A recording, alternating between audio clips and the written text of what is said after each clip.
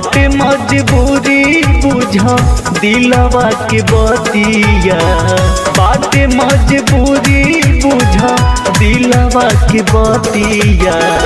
यही से धनिया धनी कुछ दिन के बाटे परेशानिया।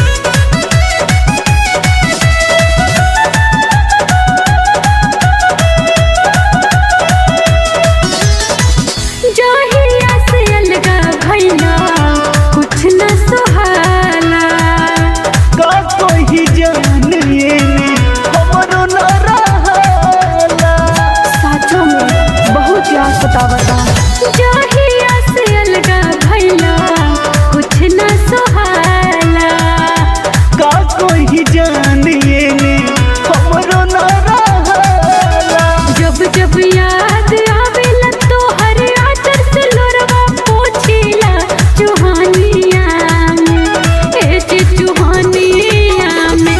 तो छोड़ी के कनिया काहे बसला राजधानिया में, छोड़ी के कनिया काहे बसला राजधानिया में।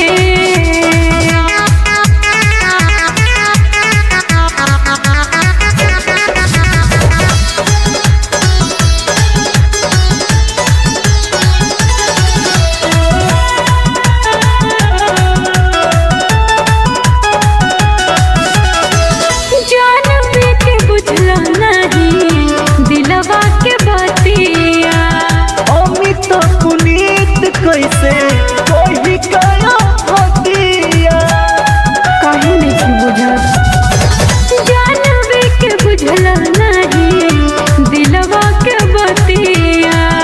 अमित पुनीत कैसे कोई कया हतिया। सुनत जरिया लागे सवरिया माने न मनवा हमरो मकानिया में, ए जे मकानिया में।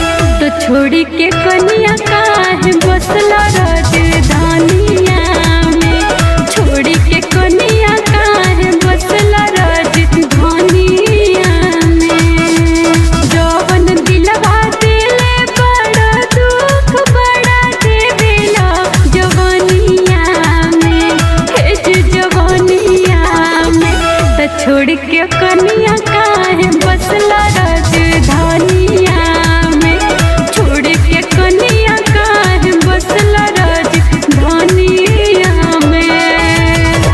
बाटे मजबूरी बुझा दिलवा के बतिया, बाटे मजबूरी बुझा दिलवा के बतिया। यही